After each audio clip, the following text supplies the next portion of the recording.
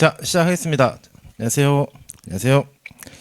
반갑습니다. 전 공인노무사 2차 노동경제학 연기 시작하도록 하겠습니다. 자, 강의 계획서를 보겠습니다. 자, 저는 이제 송명진이고요. 연기를 진행하도록 합니다. 그래서 질문이 있으시면 이 강의 계획서에 있는 이메일로 질문을 주셔도 되고 학원 홈페이지에서 질문을 주셔도 되겠습니다. 주말반 이제 토요일마다 14회 진행하도록 하고 교재는 우리 노동경제학 9판으로 진행하도록 하겠습니다. 그리고 이제 이 교재를 다 끝나면 이제 다른 기본서에 있는 내용을 추가적으로 저희 인쇄물로 해가지고 드리고 연습 문제, 계산 문제 풀이도 이제 진행할 예정입니다.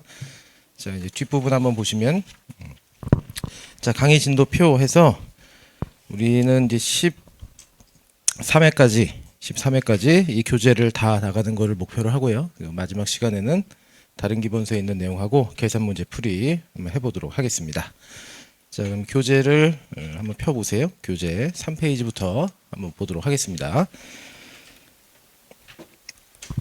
자, 이제 노동경제학 시작할 텐데 뭐 연기 1기, 2기, 3기 있는데 연기가 사실 제일 중요합니다. 연기가. 왜냐면은 시험 문제는 어차피 이 기본서 교재에서 나오기 때문에 연기가 가장 중요하니까 연기 책을 처음부터 끝까지 한번 다 꼭 보시기를 바랍니다. 수업도 수업이지만 수업 다 나가고 이제 남은 시간에 이 책을 반드시 꼭 한 번씩 다 읽어보세요. 그래서 이 연기 책에서 시험이 나온다라고 생각하시면 되겠습니다. 자, 그럼 3페이지에 노동시장의 배우들부터 한번 보도록 하겠습니다. 자, 이제 노무사 2차를 준비하시면서 선택 과목이 노동경제학 뿐만 아니라 이제 다른 것들도 있는데 노동경제학을 아마 선택하신 이유는 뭐 나중에 시간이 좀 절약된다도 있을 수 있고 아니면 답이 명확해서 선택했다 뭐 여러 가지 이유가 있으실 텐데요. 그 노동경제학 시험 문제에서 이제 나온다고 하면 머릿속으로 이제 이게 어느 파트에서 나왔나 그거를 딱 집어가지고 이제 쓰시면 됩니다. 그래서 시험 문제에서 힌트를 주기 때문에 시험 문제에 있는 힌트 가지고 이게 어느 부분에 있는 어떤 그림이고 어떤 계산이구나 이제 요거를 차근차근 알아가시는 걸 목적으로 한다 이렇게 생각하시면 되겠습니다. 자, 그럼 노동시장의 배우들 이제 한번 보도록 할게요. 그래서 이 책에는 근로자, 기업 그리고 정부라는 중요한 세 명의 배우가 등장한다라고 돼 있는데 자, 결국 노동경제학이 이제 시험 문제에 나온다 하면 자, 노동경제 시험에 나온다 하면 자, 첫 번째 이제 근로자 두 번째 이제 기업이 있어요. 기업 이렇게 둘이 만납니다. 그래서 이 둘이 만나면 노동시장이라고 해요. 노동시장 시장이죠. 시장. 그래서 근로자는 노동공급이라고 합니다. 노동공급. 자, 기업은 노동수요. 이렇게 돼 있네요. 그래서 근로자들이 어떻게 움직이는지 그리고 기업들이 어떻게 움직이는지 그리고 이 둘이 만나서 노동시장에서 결국에는 임금하고 고용이 결정이 되거든요. 임금하고 고용 이렇게. 그러니까 결국에는 요 부분에서 시험 문제가 50% 나온다고 보시면 됩니다. 50%. 그래서 이제 시험 문제가 50%예요. 여기서. 자, 그래서 근로자가 어떻게 움직이고 기업이 어떻게 움직이는지. 근데 둘은 이제 이해관계가 다르단 말이죠. 근로자는 돈 많이 받고 싶어하고 기업은요 돈 주기 싫어해요. 돈 안 주고 싶어해요. 근데 결국에는 둘이 만나서 결정이 될 겁니다. 이렇게. 자, 이렇게 결정되면은 이제 최선이에요. 자, 노사가 알아서 임금하고 고용 결정하면 되는데 이렇게 하다 보니까 이제 문제가 생기는 거죠. 이렇게 하다 보니까 문제가 생겨요. 그래서 노사가 만나는 게 50%. 이거 딱 결정되면 좋은데 자, 이제 현실에서 보니까 이 노사가 만나서 결정하는 이 임금과 고용에 영향을 미치는 것들이 있습니다. 영향을 미치는 것들이 대표적으로 그게 정부예요. 정부. 자, 노사가 만나가지고 시급 10,000원으로 결정하기로 했는데 정부에서 뭐 해요? 자, 최저임금. 시급 10,000원 너무 나죠. 법으로 이제 임금을 올려버립니다. 그럼 이제 노사가 결정된 임금이 의미가 없어져요. 그래서 노사가 결정하는 게 맞는데 현실에서는 이제 노사가 결정한 임금 혹은 고용에 영향을 미치는 요소들이 있으니까 이제 요거를 추가적으로 봐야 됩니다. 그래서 정부.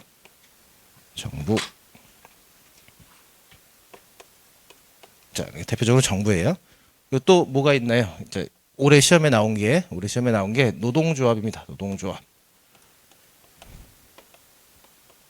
자, 노사가 시급 10,000원에 100명 뽑기로 했는데, 자, 노동조합이 결성돼서 이렇게 조직화해서 교섭력을 발휘하면 또 임금은 올라가요. 이렇게 임금 올라갑니다. 그럼 또 이제 임금에 영향을 미칠 수가 있어요. 노동조합. 그리고 또 차별도 있습니다. 차별. 자, 노사가 10,000원으로 결정하기로 했는데, 자, 차별하는 기업은 자, 여성 혹은 흑인 근로자한테 10,000원 안 주고 8,000원만 준대요. 그럼 노사가 결정하는 임금이 또 바뀝니다. 이렇게. 그래서 이런 등등등 이런 요소들이 있는데 여기에서 50% 나온다 보시면 됩니다. 그래서 50%. 그래서 노사가 결정하는 임금 고용이 50%.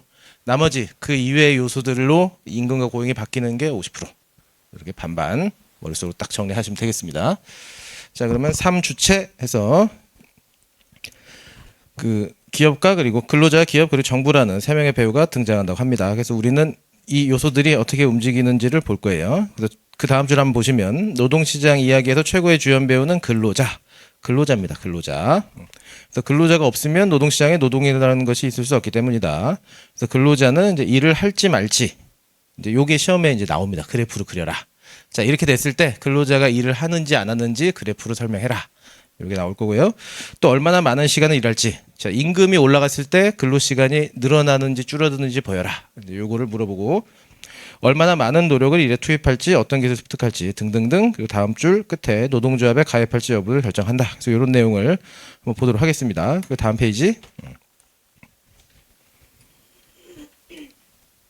자, 그래서 그림 1-1 이렇게 있는데요. 1-1. 자, 엔지니어 노동시장의 공급과 수요. 그래서 이제 우리는 이런 노동 수요 곡선하고 이제 공급 곡선을 뒤에서 이제 도출하도록 할 거예요.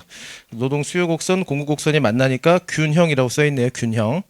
그러니까 결국에는 근로자랑 기업이 자신들의 의견이 이제 서로 상충되는데 결국에 균형점은 존재합니다. 10,000원. 그래서 이제 균형점을 찾아가는 과정을 뒤에서 보도록 하겠습니다. 그리고 그 다음 페이지 한번 보시면 첫 번째 줄 중간에 자, 결정해서 따라서 이번에 기업 얘기를 한번 보면 생산 요소를 고용하거나 해고하는 결정을 함으로써 이윤을 극대화합니다. 사실상 기업의 노동 수요는 고객의 욕구로부터 파생된 파생 수요.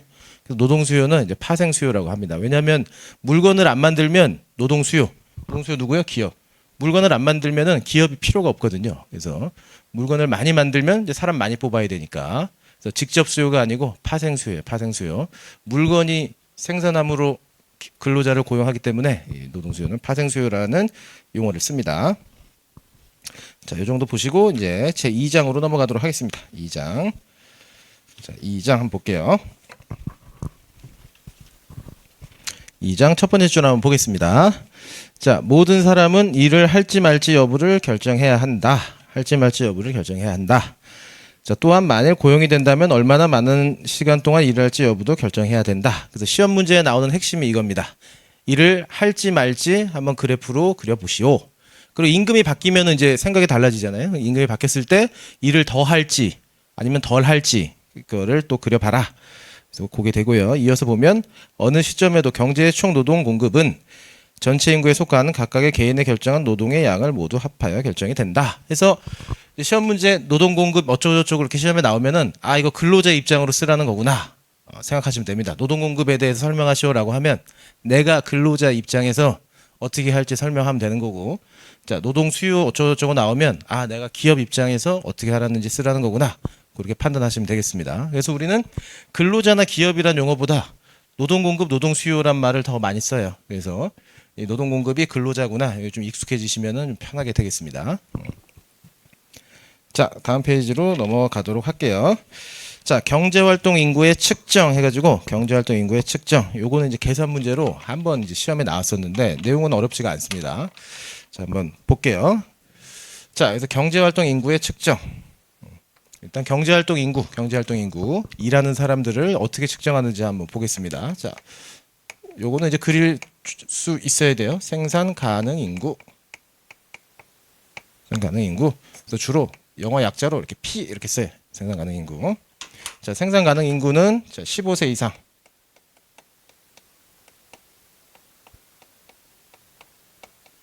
자, 만 15세 이상을 생산 가능 인구라고 합니다. 그러니까 이제 일할 수 있는 나이가 15세 이상이래요. 15세 이상이면 생산 가능 인구로 이제 집어넣어줘요. 생산 가능 인구. 근데 이 만 15세 이상이 모두 다 일하지는 않습니다. 그래서 경제 활동 인구, 그리고 비경제 활동 인구,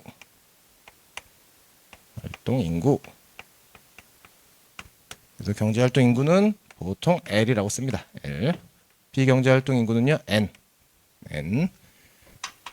그래서 15세 이상이면 다 일할 수 있는데, 자, 비경제 활동 인구, 일할 생각이 없는 사람들은 비경제 활동 인구예요. 대표적으로 누구? 학생. 학생이면 이제 일할 생각이 없는 거니까 학생, 그리고 주부 혹은 종교인도 여기 포함됩니다. 종교인 등등등.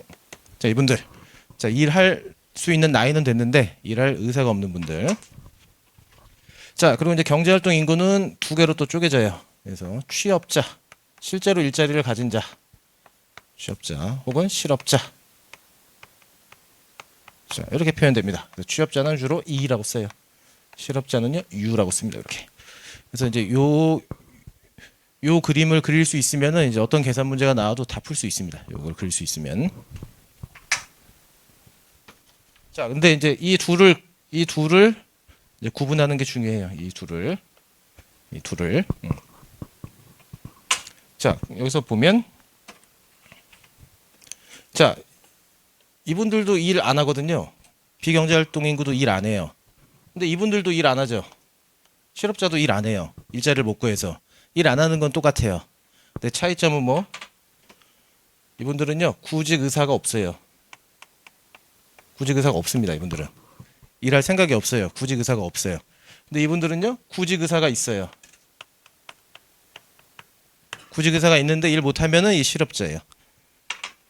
당연히 취업자는요, 일하죠. 왜? 구직 의사가 있으니까. 이렇게. 그래서 이 둘을, 경제활동 인구와 비경제활동 인구를 나누는 거는 구직 의사입니다. 그리고 N은요, 구직 의사가 없어요. 의사가 없다. 이렇게. 그래서 그 실업급여, 우리가 이제 실업급여 뉴스 항상 자주 나오는데, 실업급여 고용센터 가서 받거든요. 고용센터에서 받을 때 실업 인정 코너가 있어요. 이렇게 실업 인정을 받아야 돼요. 일자리 없는 것도 서러운데 실업 인정을 받아야지 실업자가 됩니다. 실업 인정을 받는다는 얘기는 이 구직 의사를 인정받는다는 얘기예요. 구직 의사를 인정받는 게 실업 인정입니다. 그래서 이렇게 구분이 된다. 자, 일단 여기까지 보시고 한번 책을 한번 읽어보겠습니다. 자, 2-1 경제활동 인구의 측정. 자, 세 번째 단락. 자, CPS는 이게 정부입니다. 정부. 그냥 정부라고 보시면 돼요. 16세 이상 혹은 만 15세 이상을 모든 개인을 취업자, 실업자, 비경제활동 인구 세 가지 범주로 구분합니다. 그래서 어떤 사람이 취업자로 구분되기 위해서는 1시간 이상 유급으로 일을 하는 일자리가 있거나 무급가족 종사자로서 15시간 이상 일을 해야 된다. 그리고 일시적으로 일자리에 해고되었거나 4주 이상 적극적으로 일자리를 찾은 사람이 실업자에 해당합니다. 그래서 적극적으로 일자리를 찾는 사람, 적극적으로 일자리를 찾는다. 이게 구직의사입니다. 구직의사. 자, 그래서 E를 전체 취업자라고 하고 U를 실업자라고 하자. 만일 어떤 개인이 취업자거나 실업자라면 경제활동 인구에 포함됩니다. 따라서 경제활동 인구는 다음과 같이 주어진다. 이렇게 돼 있는데 이 표 그릴 수 있으면은 됩니다. 이거 표 그릴 수 있으면. 자, 다음 대부분의 취업자는 실제로 일한 시간과 상관없이 경제활동 인구로 분류됩니다. 경제활동 인구의 크기를 계산할 때 근로의 강도는 고려하지 않고요. 자, 이제 세 가지가 나오는데요. 경제활동 참가율, 그리고 고용률, 그리고 이제 실업률, 이렇게 세 가지가 나옵니다. 경제활동 참가율. 그래서 계산 문제로 이제 이 세 가지 중에 하나가 계산 문제로 이제 출제될 수 있고 실제로 출제가 됐어요. 그래서 첫 번째 경제활동 참가율.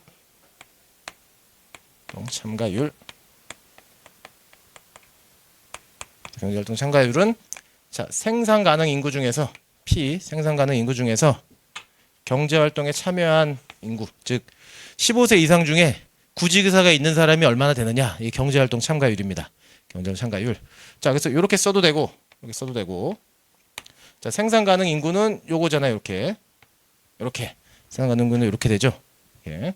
그래서 이렇게 써도 되고 이렇게 써도 되고. 이게 경제활동 참가율입니다. 참가율. 자, 근데 이것보다 더 중요한 게 이게 제일 중요해요. 이게 가장 관심이 있는 거는 실업률입니다. 실업률. 가장 관심 있는 거는 실업률이에요. 실업률. 그래서 실업률은 자, 구직의사가 있는 사람 중에 경제활동 인구, 구직의사가 있는 사람 중에서 실업자가 얼마나 되느냐? 실업자가 얼마나 되느냐? 여기 실업률. 그래서 이렇게 써도 되고 경제활동 인구는 취업자하고 실업자 더한 거니까 이렇게 써도 됩니다. 이렇게. 그래서 계산 문제에서 실업률을 계산하시오라고 하면 자, L과 U 요 숫자를 이렇게 줄 수도 있고 아니면은 요 숫자를 두 개만 줄 수도 있어요. 그래서 이렇게 식을 쪼개 가지고 어느 숫자가 나와도 계산할 수 있게 알고 있으면 됩니다. 이건 굉장히 쉬운 문제인데 이거 실업률 자 이렇게 됐어요. 근데 이제 실업률이 이게 문제가 있어요. 이게 실업률이 여기서 한번 보시면 자 불경기가 찾아왔대요. 불경기. 자 경기가 안 좋아요. 경기가 안 좋아서 일자리를 이제 찾고 있는 사람이 있는데 자 취업자가 9명 실업자가 1명이에요 이렇게 그럼 실업률 몇 프로예요? 실업률 10%죠 10% 실업률 10%예요 10% 근데 불경기가 찾아와서 이 실업자가 도저히 일자리가 안 찾아져서 나 그냥 학생 할랜다 이렇게 학생 할랜다 비경제 활동 인구가 돼요 그래서 불경기가 찾아와서 이게 0명이 돼요 0명 그럼 실업률 얼마? 0이에요 0 그러니까 불경기가 찾아와서 일자리가 없어서 이분 나 그냥 학생 할래 하고 갔더니 오히려 실업률이 떨어져요. 그래서 정부에서 통계 가지고 장난치기가 매우 좋습니다. 이 실업률은. 그래서 이 실업률을 맹신할 수가 없대요. 이 실업률을 맹신할 수가 없어요. 그래서 이 불경기 때 이렇게 0명이 되니까 실업률이 0이 되니까 실업률이 0이 돼버리는 이런 문제가 생기니까 즉 실업률이 떨어지는 상황이 생기니까 경기가 안 좋은데 실업률이 떨어진다? 이거 저 통계를 신뢰할 수가 없다라고 해서 이거 실업률 가지고 완벽하지가 않다 해서 나오는 게 뭐 고용률이 나옵니다. 고용률.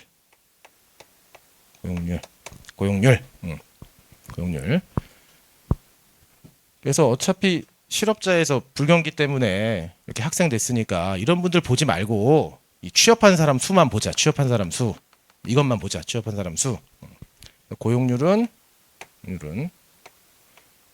자, 생산 가능 인구 15세 이상 중에 자, 몇 명 취업했냐? 취업자 보자. 취업자. 이게 고용률입니다. 취업자를 보자. 취업자. 그럼 얘는 이렇게 쓸 수도 있죠. 이렇게. 경제활동 인구, 비경제활동 인구 다 더해서 고용률만 보자. 그래서 실업률을 보완하는 경우로 고용률을 씁니다. 실업률을 보완하는 경우 고용률. 근데 이제 이 고용률도 또 맹신할 수가 없는 게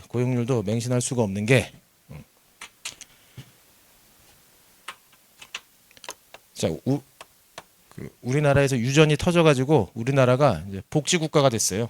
복지국가. 복지가 굉장히 좋습니다. 집에 그냥 가만히 있어도 300만 원씩 준대요. 가만히 있어 300만 원 준대요. 그럼 내가 굳이 나가서 일할 필요가 없거든요. 나가서 일할 필요가 없어요. 그러면 이 친구가 또 나도 또 학생 할랜다 이렇게. 나도 학생 할래. 나도 대학원 갈 거야. 그래서 극단적으로 취업자가 또 0이 돼요. 그러면 취업자가 0이 돼요. 그럼 고용률이 떨어진단 말이죠. 이렇게. 0이 돼요. 고용률이 또 떨어져요. 그럼 고용률이 떨어지는 게 이게 나쁜 거 아니거든요. 이것도. 아니, 나라에서 돈 많아서 자기 개발 한다고 고용률 떨어지는데 이것도 나쁜 거 아니에요. 그러니까 고용률만으로도 맹신할 수가 없어요. 그래서 이 두 개는 상호 보완 관계입니다. 보완. 그래서 집에 가실 때 그 노동부 아무 사이트나 이렇게 검색해 보시면은 거기에 항상 매일매일 통계가 이 두 개가 같이 나와요. 이 두 개가 같이 나옵니다. 그래서 실업률과 고용률을 같이 봐요. 하나만 가지고는 이렇게 정부에서 혹은 보는 사람에 따라서 이렇게 왜곡되게 생각할 수 있기 때문에 이 두 개를 동시에 봅니다. 그래서 계산 문제 나오면은 이 두 개는 반드시 하셔야 돼요. 고용률, 실업률, 고용률. 자, 여기까지 하시고 한번 이어서 봅니다. 자, 자, 그러면 경제활동 참가율 한번 볼까요? 세 번째 줄. 경제활동 참가율은 자, 전체 인구 대비, 전체 인구는 생산 가능 인구를 얘기합니다. 생산 가능 인구. 생산 가능 인구 대비 경제활동 인구의 비율을 의미합니다. 그래서 P 15세 이상 그리고 L은요. 이제 경제활동 구직 의사가 있는 사람들. 자, 다음 고용률은 다음 주 인구 대비 취업자 수의 비율이에요. 그래서 고용률은 뭐 P. 자, 15세 이상. 15세 이상 중에 실제로 취업한 사람 몇 명이냐? 예, 고용률입니다. 고용률. 그 마지막으로 실업률. 실업률은 경제활동 인구 대비 실업자 수의 비율이에요. 경제활동 인구는 뭐 구직 의사가 있는 사람 중에서 실업자 얼마나 되느냐 이렇게 보는 겁니다. 그래서 보시면은 이 표에 있는 거를 한 번씩 다 써먹어요. 저 식 세 개가 이 표에 E, U, L, N 이거 한 번씩 다 써먹습니다. 실업률, 고용률, 경제활동 참가율 이렇게 세 개에서 그래서 생각하셔가지고 이거 식 잘 성립하시면 됩니다.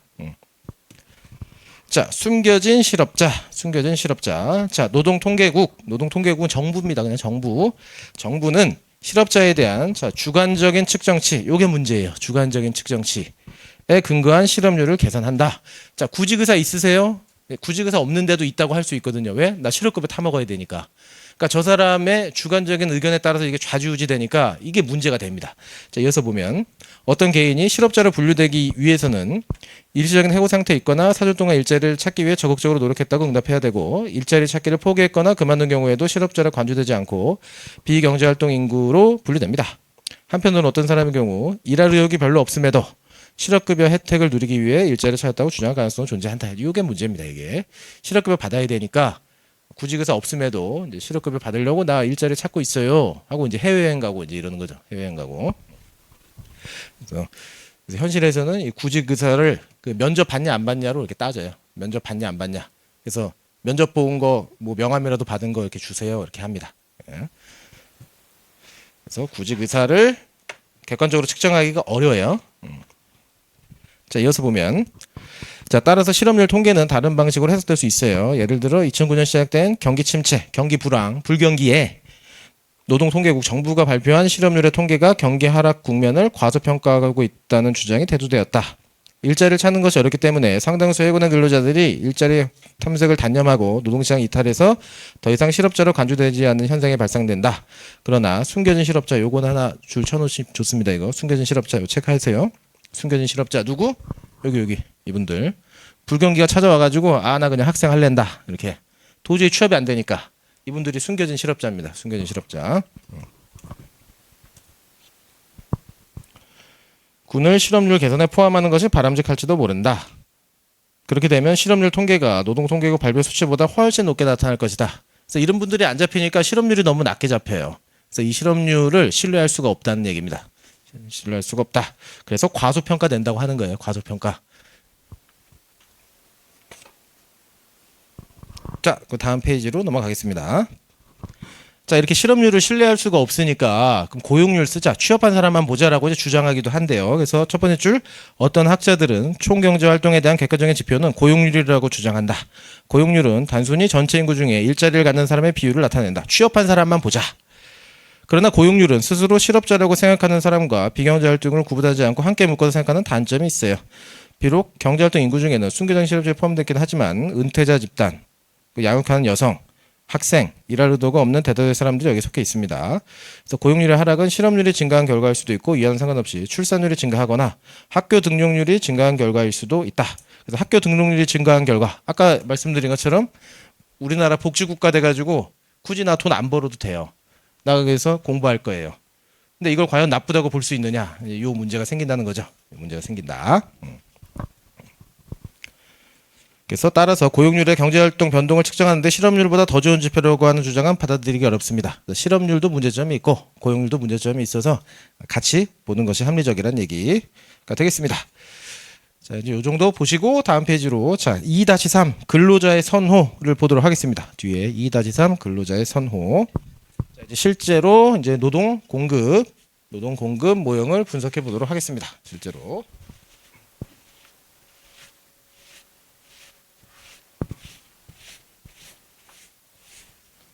자, 근로자의 선호.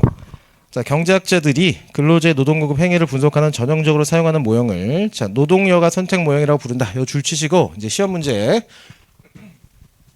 시험 문제 이제 이런 식으로 나옵니다. 자, 노동 공급에 대한 다음 물음에 답하시오. 노동 공급에 대한 다음 물음에 답하시오. 5. 그래서 50점 주고 1번. 그래서 어쩌고저쩌고를 자, 소득 여가 모형으로 분석하시오. 로 설명하시오. 이렇게 주거나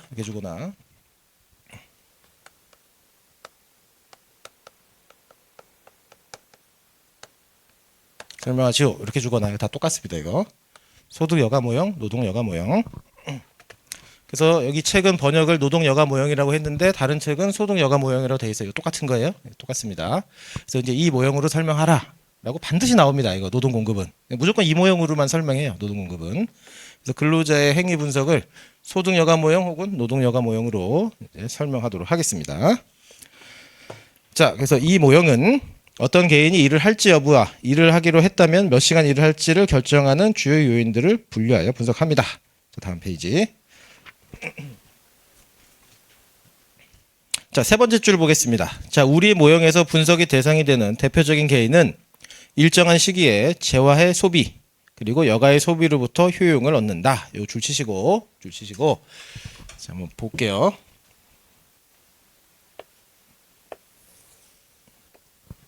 자, 이제 개인이 있어요. 개인이 있습니다. 자, 근로자. 근로자를 이제 분석하는 거예요. 내가 이제 근로자가 됐어요.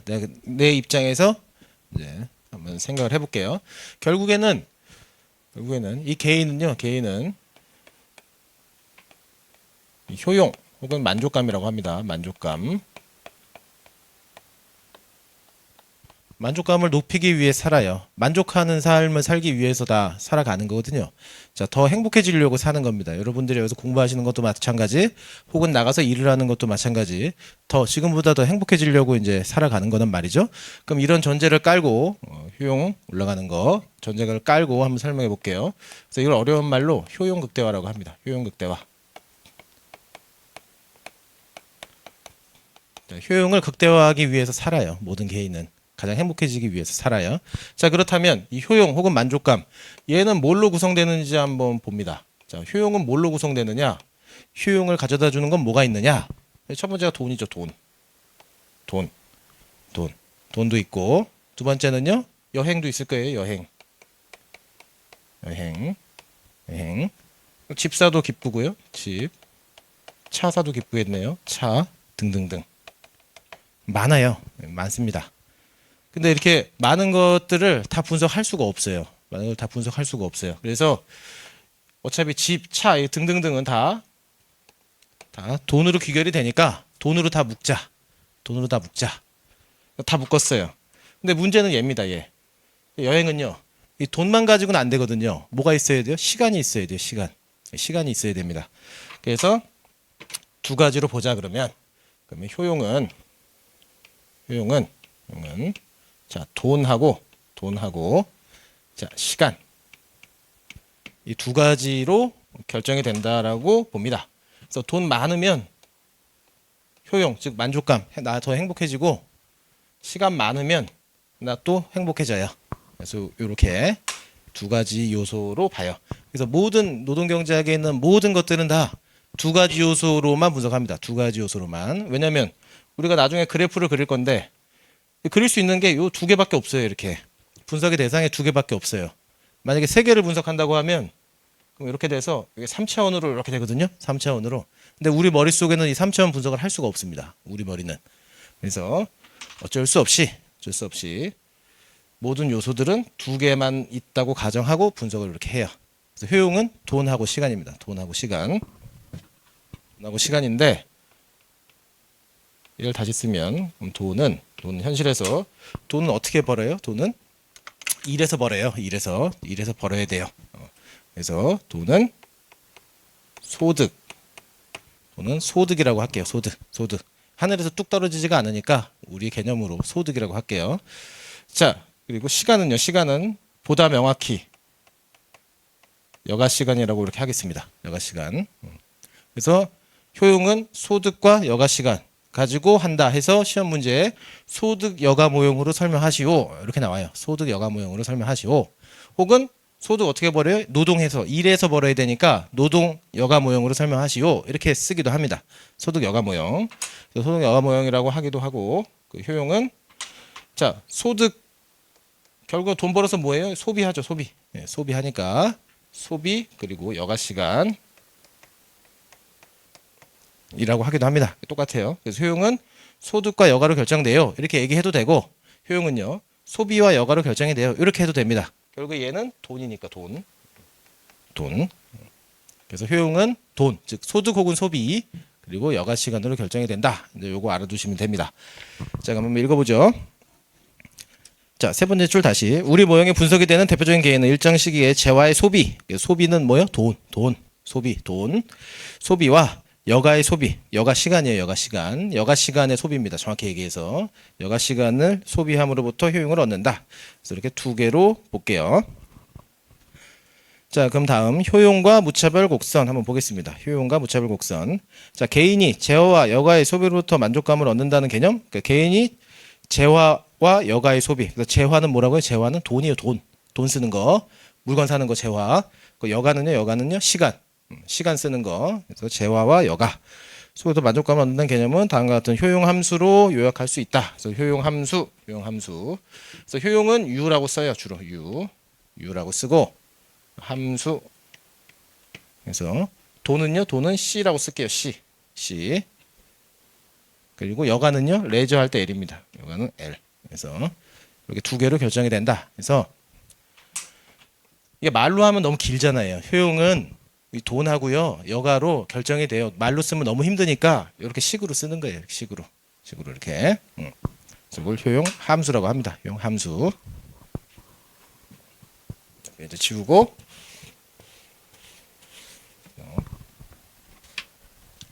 자, 그래서 개인의 효용 함수. 돈과 여가 이렇게 결정이 된다.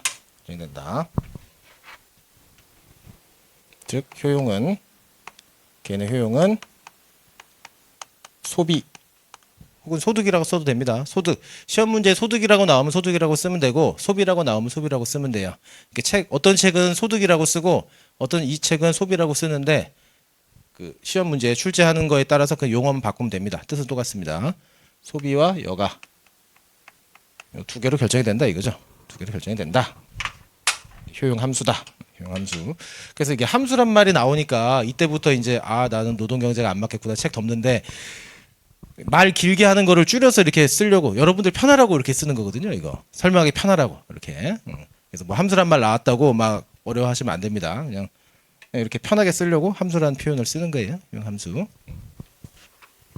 효용 함수가 되겠습니다. 그래서 2-5 식에 이렇게 있네요. 자, 식 밑에 읽어봅니다. 이 효용 함수는 어떤 사람이 재화와 여가를 소비하면서 느끼는 만족도 또는 행복감을 측정하는 지수로 표현합니다.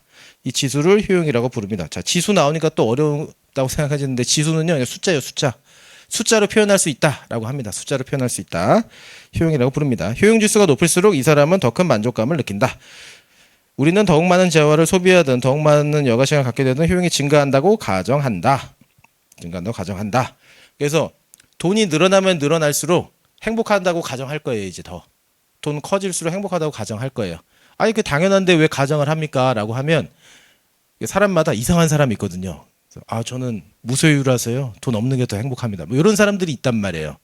그러니까 당연히 돈 많아지면 행복한데 설문조사 했을 때 이상하게 답하는 사람들이 존재하기 때문에 우리가 가정이란 말을 쓸 수밖에 없어요. 그래서 가정하는 거예요.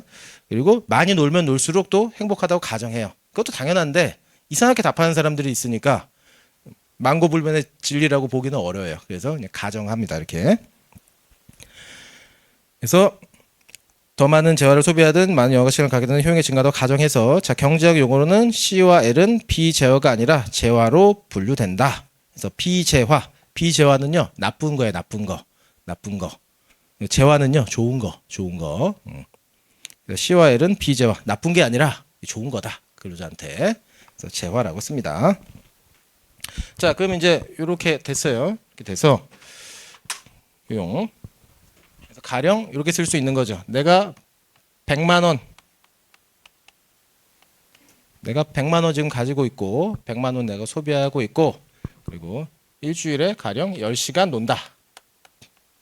일주일에 10시간 논다. 그러면 내 인생이 몇 점짜리? 내 인생은 50점짜리야. 이렇게 측정할 수 있다라고 가정하는 거예요. 내 인생 50점짜리야.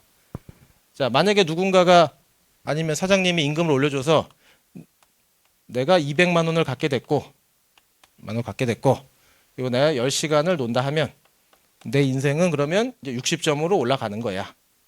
이렇게 숫자로 표현할 수 있다고 가정할게요. 숫자로 표현할 수 있다. 늘어났으니까 당연히 늘어나야 돼요. 그리고 가령 자, 내 임금이 200만 원인데 자, 내가 놀 수 있는 시간이 15시간으로 늘었다. 놀 수 있는 시간이 15시간으로 늘었다. 그럼 내 인생은요? 70점짜리 인생이 되는 거예요. 70점 이렇게. 얘가 늘어나도 얘 늘어나고 얘가 늘어나도 얘 늘어나고 왜? 이게 재화라서 그렇습니다. 재화. 좋은 거니까. 좋은 거 늘어나면 내 인생의 만족도는 올라간다고 가정할게요. 이렇게. 자, 그럼 얘를 그래프로 한번 그려보겠습니다. 결국엔 시험 문제는 그래프로 그리고 설명하라고 나오니까 자, 그래프로 그리고 설명하라고 나오니까 한번 그래프를 그려볼게요. 이렇게. 자, 그래서 가로축은 여가 시간이 됩니다. 여가 시간. 가로축은 여가 시간. 자, 세로축은요. 세로축은 소비 혹은 소득. 자, 시험 문제 소비라고 나오면 소비라고 쓰면 되고 소득이라고 나오면 소득이라고 쓰면 됩니다. 그래서 세로축은 돈이에요. 돈. 세로축은 돈. 여기는요. 시간. 이렇게.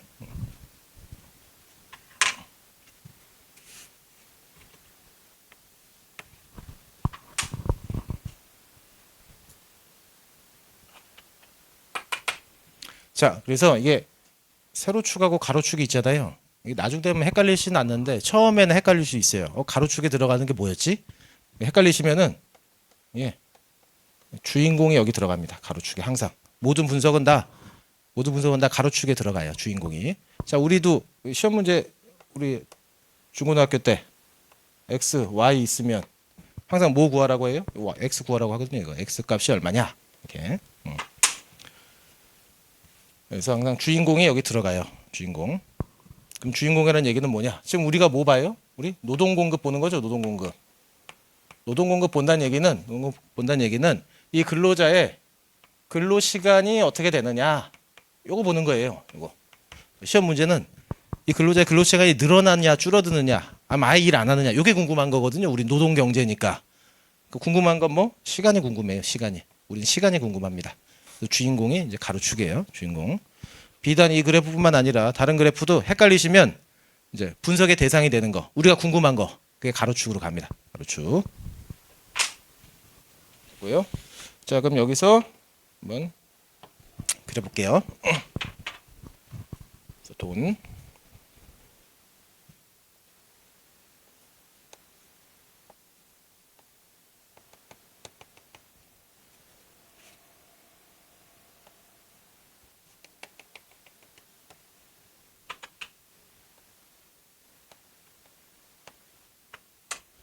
자, 이 사람이 자, 9만 원 받아요. 9만 원. 9만 원. 돈 9만 원 받고 일주일에 1시간 놀아요. 9만 원 받고 일주일에 1시간 놉니다. 일주일에 1시간. 자, 이 친구한테 한번 물어봤어요. 그래서 너 행복도가 얼마니? 했더니 자기 인생은 50점인 것 같대요. 내 인생 50점. 그래서 9. 임금은 높은 수준이라서 나는 좋은데 노는 시간이 너무 없어요. 그래서 내 인생은 9만 원이요. 이렇게 얘기를 해요. 내 인생 50점이요. 또 이제 이 경우에도 물어봅니다. 이렇게. 자, 9. 그래서 많이 놀아서 좋긴 한데 돈이 너무 없어요. 그래서 물어봤더니 이 B점의 상황에도 내 인생은 50점이래요. 50점. 아, 그래? 그러면 1, 9, 50점. 1, 9, 50점. 그럼 또 50점을 찾아봤어요. 그러면 4만 원 받고 자, 4시간 놀아요. 4만 원 받고 4시간 놀아요. 얘한테 물어봅니다. 이 시점. 그럼 얘는 두 개 더하니까 8이잖아요. 8. 10이 안 돼요. 8이죠. 그럼 얘 인생은 50점보다 낮은 40점일 것 같은데 얘한테 물어봤더니 내 인생도 50점이래요. 내 인생도 50점. 10점. 이렇게 대답을 해요. 사람들이. 이게 뭐냐? 자, 이렇게 극단적인 상황보다 적절히 조합되면은 오히려 낫답니다. 적정히 조합되면은 오히려 낫대요. 그래서 50점인 선들을 다 이어보면 이렇게 직선이 아니라 곡선으로 이루어져요. 이게 무차별 곡선입니다. 자, 용어가 어려운데 무차별이 동등이에요. 동등. 차별이 없다. 동등. 동등 곡선. 50점의 인생의 상황을 다 연결한 게 무차별 곡선이에요. 무차별 곡선. 그래서 무차별 곡선은 이렇게 도출이 돼요. 이렇게. 그래서 무차별 곡선을 도출했습니다. 자, 그럼 이제 궁금해요. 그러면 5 D점. 당연히 생긴 거는 똑같을 거예요. 이렇게. 생긴 거는 똑같을 건데 얘한테 물어봅니다. 너 인생은 몇 점이냐 물어봤더니 60점이에요. 60점. 그래서 여기서 알 수 있는 사실은 자, 9랑 1 더하면 10이잖아요. 10. 1이랑 9 더해도 10이에요. 10. 5랑 5 더해도 10이거든요. 근데 적정한 조합이면은 사람들이 더 행복해진대요. 적정한 조합이면 사람들이 더 행복해져요. 너무 극단으로 일을 많이 하고 쉬는 시간이 없거나 너무 극단으로 많이 쉬어서 돈이 없으면은 상대적으로 행복하지 않은 거죠. 근데 5 적정하게 분배가 되면 사람들은 더 행복합니다. 그래서 이게 직선이 아니고 곡선의 형태로 나타나요. 곡선의 형태로. 그래서 여기서 알 수 있는 사실은 자, 이 바깥으로 나갈수록 효용이 커진다는 것을 알 수 있습니다. 효용이 커진다. 이게 무차별 곡선이에요. 무차별 곡선. 동등 곡선입니다. 동등 곡선. 무차별, 차별이 없다. 동등하다. 동등 곡선, 무차별 곡선. 그래서 이거 알아두시면 됩니다. 이거.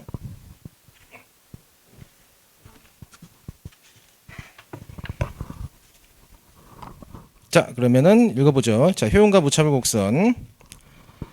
자, 마지막 단락에서 위에 위점. 자, 부른다부터 위에 윗줄 부른다. 자, 줄칩니다. 이거 y점을 지나는 무차별 곡선.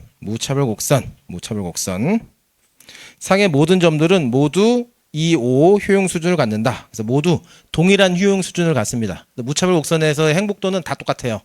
무차별 곡선 행복도는 다 똑같습니다. 다 똑같아요. 무차별 곡선.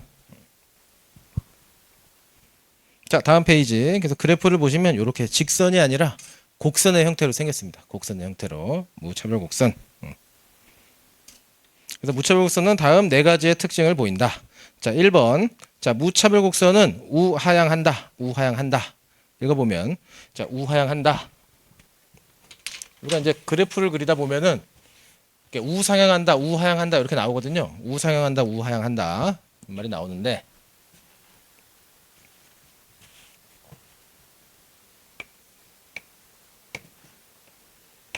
자, 이렇게 생겼으면 얘는 우상향입니다. 우상향. 이렇게 생겼으면 우상향. 자, 그래서 결국에는 이게 오른쪽이잖아요. 오른쪽 우로 갈수록 올라가죠. 이렇게 상향. 그래서 우상향이에요. 우상향. 오른쪽으로 갈수록. 그러니까 결국에 모든 그래프는 오른쪽. 그러니까 0에서 멀어질수록 이게 위로 가냐 아래로 가냐 이게 궁금한 거예요. 항상. 오른쪽 멀수록 우로 가냐 아래로 가냐. 자, 얘도 우상향입니다. 이렇게. 얘도 우상향. 이렇게 생겨도 우상향. 이거 다 우상향이에요. 직선이 아니더라도 다 우상향입니다.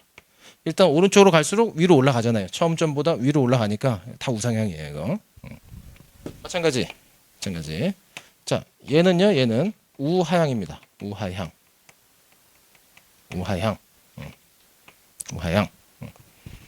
그래서 얘도 오른쪽으로 갈수록 어떻게 돼요? 내려오죠. 이렇게. 하향. 그래서 처음 점보다 내려왔어요. 이렇게 나중점이. 우하향이에요. 우하향. 그럼 이제 이렇게 얘기하는 사람도 있어요. 그럼 좌상향이라고 하면 되지 않나요? 좌상향. 좌쪽으로 갈수록 올라가니까. 근데 출발점이 여기라서 그런 표현은 쓰지 않습니다.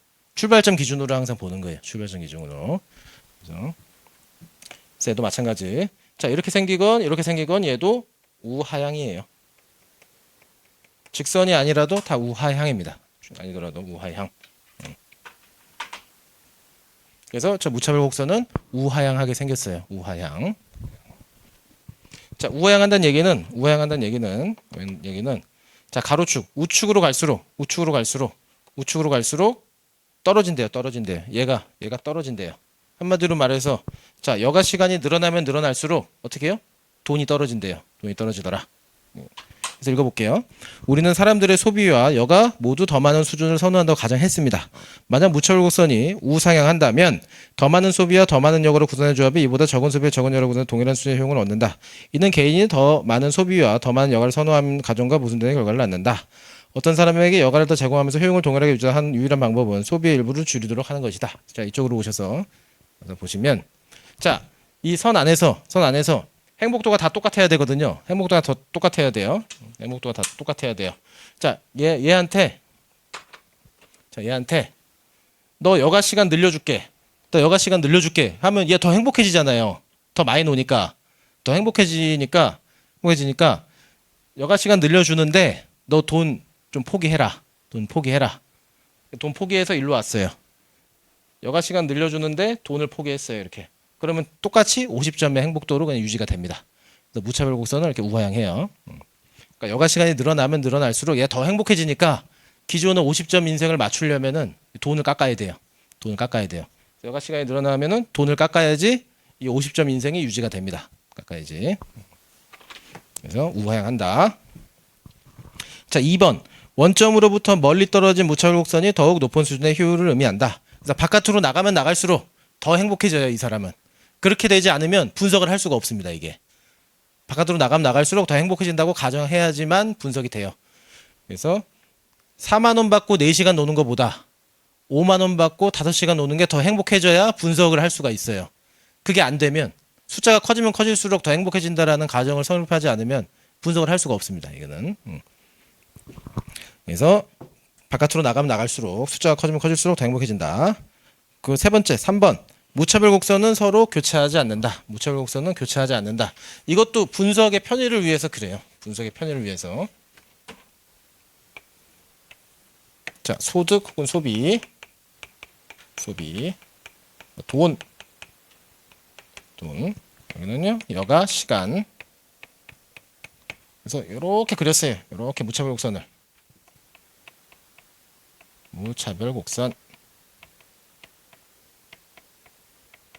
자, 여기에서는 무조건 다 50점입니다. 내 인생 50점이에요. 50점인데, 자, 만약에 무차별 곡선 이렇게 교차해버리면 이렇게 분석이 안 돼요.